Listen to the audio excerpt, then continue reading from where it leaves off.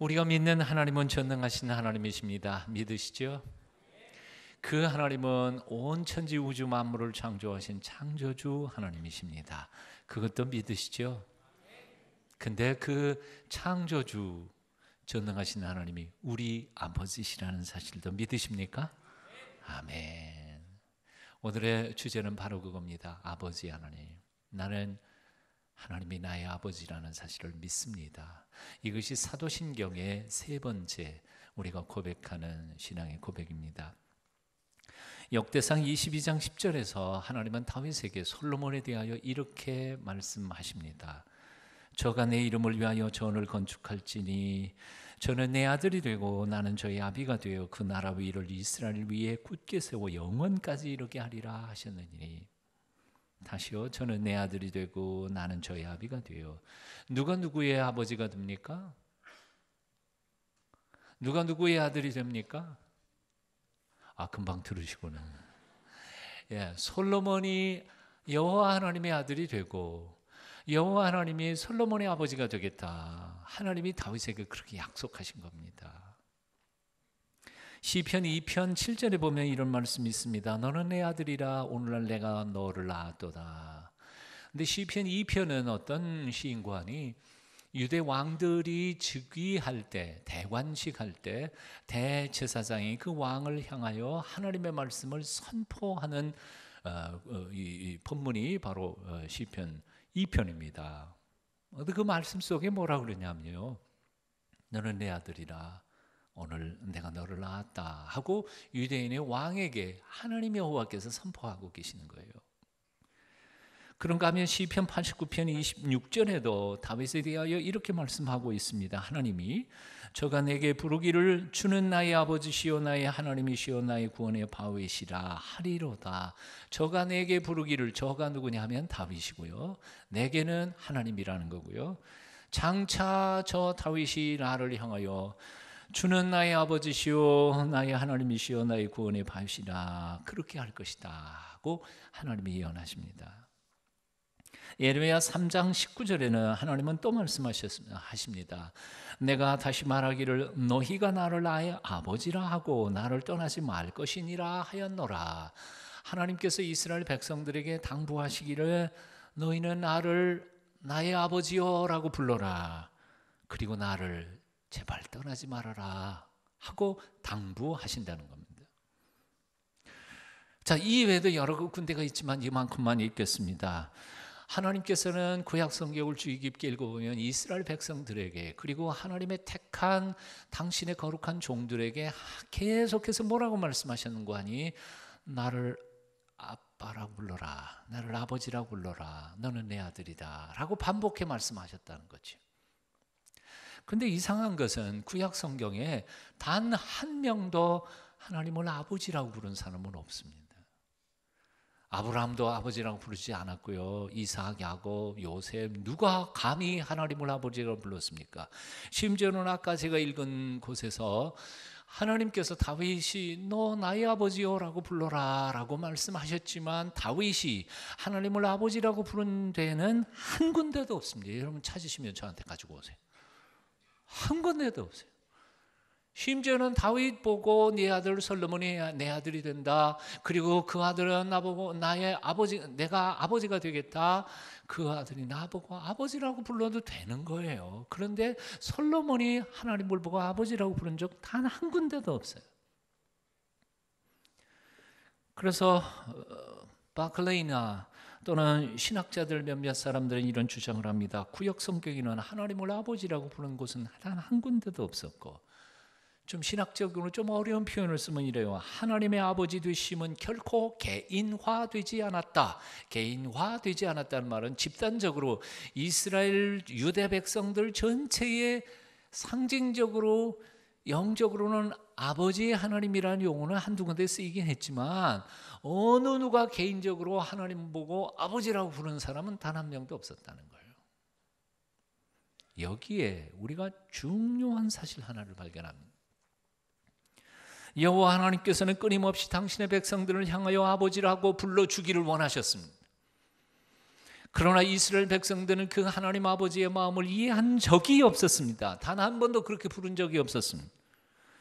하나님은 당신의 백성들을 더욱 가까이 친밀하게 사귀기를 원하셨지만 이스라엘 백성들은 더욱더 멀리 두렵게 거룩하시고 두려우신 공의의 하나님으로만 하나님을 생각했었다는 것입니다. 이 점에 대해 도널드 코울이라고 하는 사람은 이렇게 적고 있습니다. 옛날 이스라엘 백성은 하나님을 아버지로 여기지 않았으며 그래서 하나님은 그것을 대단히 슬퍼하셨습니다. 하나님은 그의 백성으로 인하여 슬퍼하셨습니다. 하나님은 너희가 나를 나의 아버지라 하고 나를 떠나지 말 것이니라 라고 당부하셨건만 그 백성들은 이 말씀에 대하여 전혀 응답한 적이 없었습니다. 다시 말해서 독생자 예수 그리스도께서 이 땅에 오시기 전까지는 아무도 단 한 명도 하나님을 아버지라고 부르는 사람은 없었습니다. 한번 따라해 보실래요? 짝사랑, 완전한 짝사랑. 왜 두 번째 건 왜 안 하세요? 짝사랑 해보신 적 있으세요? 멍드는 사랑. 하나님이 혼자 짝사랑하셨어요. 이스라엘 백성들에게 혼자 사랑하셨어요. 이스라엘 백성들이 그 마음을 알아주지 않았어요. 얘야, 내가 내 애비다. 알았니? 아빠라고 불러. 예? 아저씨가 왜 내 아비예요? 난 아저씨 본 적이 없는데. 아빠 아니에요. 아저씨. 진짜 자식놈이 그러고 있으면 얼마나 아플까요, 가슴이. 야, 내가 너 낳았어. 어느 병원에서 낳았거든. 너 내 딸이야. 엄마라고 불러. 아줌마가 왜 내 엄마예요? 나 그런 엄마 없어요. 가슴이 얼마나 찢어질까요? 예수님께서 이 세상에 오셔서 하나님의 아버지 되심을 드러내시며 선포하시고 가르치셨습니다. 너희는 이렇게 기도하라. 하늘에 계신 우리 아버지여 라고 불러라. 하늘에 계신 아버지여 라고 불러라. 하늘에 계신 너희 아버지께서 다 갚아주시리라. 주님께서 말씀하시지. 다른 사람 다 몰라도 하늘에 계신 너희 아버지께서는 내 형편을 다 아시느니라. 누가요? 바로 예수님께서 그렇게 가르치신다고요. 사랑은 동순가족 여러분, 오늘 이 아침 하나님 앞에 나올 때 여러분들은 어떤 심정으로 하나님 앞에 나오셨습니까? 거룩하시고 하늘 저 꼭대기 새까맣게 빨리 멀리 계시면서 내가 조금만 잘못하면 벼락 떨구시는 그 두렵고 떨리는 겁나는 그런 무서운 여호와 하나님으로 예배하기 위해서 오셨습니까? 아니면 아빠 하나님 그런 마음으로 오셨나요? 어떤 마음 자세로 오셨나요? 유치원 갔다가 유치원에서 돌아온 5살짜리 딸내미가 문 열고 빡 뛰어들으면서 존경하는 아버님, 그러면 얘가 정신이 나갔나? 유치원에서 오늘 뭘 배웠냐? 유학 시절에 제가 존경하던 포스터 교수님께서 수업 끝난 다음에 저한테 저에게 와서 이렇게 말씀하십니다. Just call me Rick. 릭이라고 불러 그냥. 왜냐면 그 전까지 저는 그 포스터 교수님이 닥터 포스터 포스터 박사님 그렇게 부르잖아요.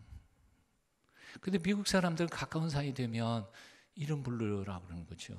야, just call me 리차드도 아니고 릭이라고 불러. 그러고 나한테 와서 말씀하시는데 그렇다고 내가 릭이라고 부를 수 있어요?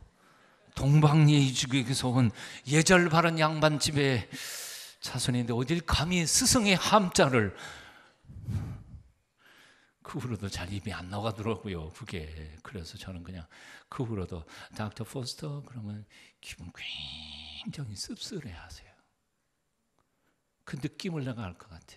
야, 내가 너하고 그렇게 그 관계밖에 안 되냐? 그래도 나는 못 부르겠어요. 하나님이 우리를 향하여 그런 마음을 가지신 것 같아. 야, 나하고 너하고 그 관계밖에 안 되냐? 내가 널 얼마나 사랑하는데, 내가 널 얼마나 아끼는데. 예수님께서 오셔서 가르쳐 주신 하나님에 대한 용어 중에 가장 가슴 벅찬 용어는 ab입니다. ABBA, 아바. 아바라는 말은 아람어로 어린 꼬마가 아빠에게 부르는 어린이 용어, 즉 그걸 직역하면 아빠입니다. 아빠. ABBA 뭐라고 읽어요? 아바라고 읽으면 안 되고 아빠.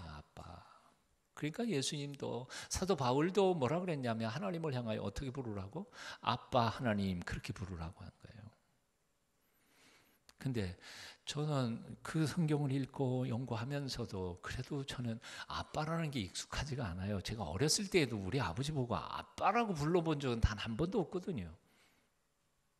근데 한 가지, 보통 때 격식 차릴 때는 아버님 그렇게 부르지만 그냥 격식 차리지 않을 때는 아버지 하고 부르잖아요. 아버지가 얼마나 정겨운지. 제가 이 아버지라고 하는 용어가 가슴에 팍 맺힌 기사가 하나 있었어요. 하와이 초기 이민자들에 대한 이야기를 적어놓은 한 기자의 글입니다. 기자가 하와이 초기에 우리 한국에서 사탕수수밭으로 이민 갔던 사람들의 얘기를 취재를 하면서 그들의 공동묘지를 한번 갔어요. 근데 공동묘지에 그 묘비들이 쭉 세고 있는데 어느 한 묘지에는 이름이 아부지 그렇게 적혀 있는 거예요. 그래서 사진 찍어가지고 자기 글에 올렸어요. 저도 그걸 보면서 가슴이 콱 맥히더라고요. 아니 누가 이름이 아부지겠어? 여러분 생각해 봐요. 누구 묘비에다가 아버지라고 쓰겠어요? 그래서 그걸 알아본 거예요. 알아봤더니 다 잊혀져가는 얘기 속에 전설 같은 얘기가 들려지는 거예요. 그게 뭐냐면 초기 이민자들 중에서 사탕수수밭으로 간 젊은 대한민국의 남자 청년들은 영어도 못하지요. 한국말 이게 영어 한마디도 못한 채 그냥 노동력을 끌려간 거예요. 영어도 못하지. 그러니까 뭐 집이 있었나. 그래서 하와이의 그 톡을 굴 파고 거기서 살면서 돈 몇 푼씩 받아가지고 그렇게 연명해 간 거예요. 그렇게 가서 초기 이민자 중 청년 중에 하나가 너무 노동이 고되고 그러다 보니까 뭐 몇 년 못 살고 그냥 세상을 떠납니다.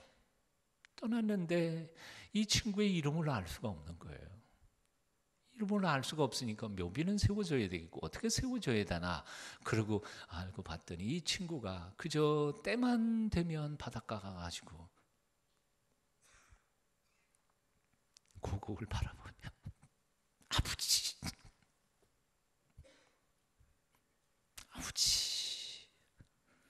운 거예요. 그걸 기억했던 거예요. 아버지 세 단어밖에 이 청년에게 대하여 정보가 없었던 거예요. 그러니까 아버지라고 써서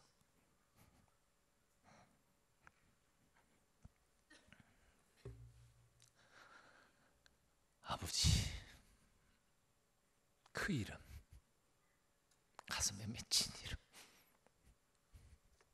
하늘 아버지가 여러분들에게는 그렇게 소중하고 가슴에 맺힌 아버지일 수 있겠느냐 하는 거예요. 그냥 종교적이고 신앙 고백적인 이름 하나님 전능하신 아버지 그 정도가 아니고요. 가슴에서부터 우러나오는 나를 사랑하신 아버지로 오늘 이 아침 하나님 앞에 고백될 수 있겠느냐 하는 것입니다. 한번 따라해 보실래요? 아빠 하나님, 아버지 하나님, 하나님이 나의 아버지이신 것을 믿음으로 오늘 고백하실 수 있게 되기를 축원합니다.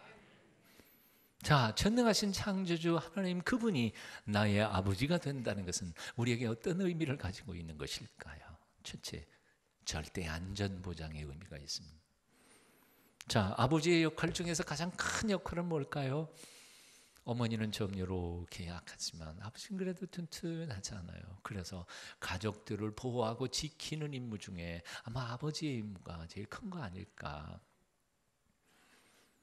전능하신 하나님, 천지의 창조주 되신 하나님, 그분이 아버지가 되셔서 나의 인생을 지키시고 돌보신다. 그런데 내가 걱정할 거 하나도 없을 거 아니에요. 아멘이십니까? 뭘 걱정해요? 굶을 거 걱정하세요? 예, 출세? 아유, 하나님이 때 되면 어련히 올려주시겠죠. 안 그러겠어요? 예. 죽는 거 걱정하세요? 예, 그 아버지가 이 땅에서도 주인이시지만 저 천당에서도 주인 아니세요. 그러니까 때가 되면 나 데려가실 텐데 누가 감히 그걸 막겠어요? 데려가실 땐 아멘. 아빠 또 이사 가는 거예요, 천국으로. 뭘 그렇게 두려워해요? 죽을 때 되면 가야지. 안 갈 사람 있어요? 없잖아요. 예, 거봐, 대답 한마디 못하는 거 보니까 없어. 근데 갈 거예요. 그게 뭐 지옥이 아니고 하나님께서 우리를 위하여 예비해 놓으신 하나님 나라 갈 거니까 뭐 떠나는 것도 걱정할 거 하나도 없어요. 세상에 죽는 거 걱정 없다면 뭐 딴 거 걱정할 게 뭐가 있어요? 오늘 본문에 보면 예수님께서 안전보장에 대한 가르침을 굉장히 재미있는 비유로 말씀하셨어요. 네? 참새 2마리가 몇 앗사리온? 한 앗사리온에 팔리는 것이 아니냐. 그리고 비유를 하세요. 지금 마태복음이요. 근데 누가복음에는요, 좀 숫자가 좀 달라졌어요. 잘 들어보세요. 네? 참새 5마리가 2앗사리온에 팔리지 않느냐. 숫자가 좀 틀려버렸죠. 계산 다시 한번 해볼까요? 좋아요. 한 앗사리온에 살 수 있는 참새 몇 마리요? 2마리입니다. 그럼 2앗사리온에 살 수 있는 참새 몇 마리요? 4마리. 근데 왜 누가복음에 5마리라고 했을까요? 덤이죠. 덤이에요. 4마리 샀으니까 덤으로 1마리 더 줘. 그래서 5마리야.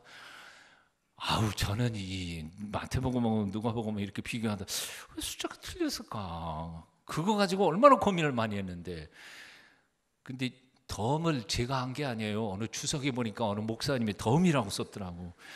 그래, 맞다. 4마리 사면 1마리 덤으로 줄 만큼 참새의 목숨이라는 게 인간의 입장에서 보면 별 볼 일 없는 거라고요.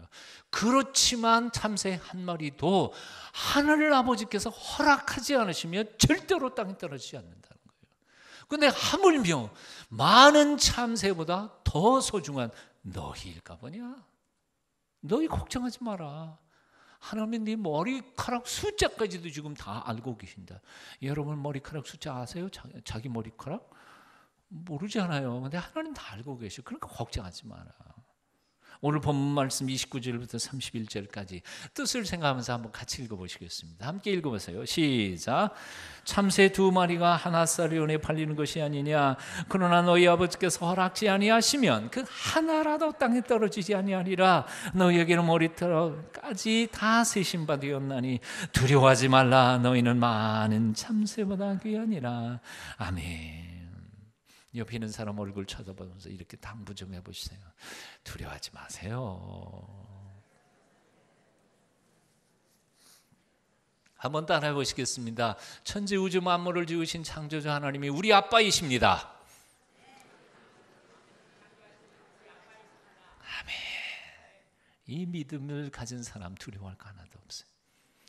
두 번째로 하나님께서 나의 아버지가 되신다는 말은 우리는 천국 수험생이 아니라 오히려 그 사랑의 대상이고 하나님의 자녀라는 사실입니다.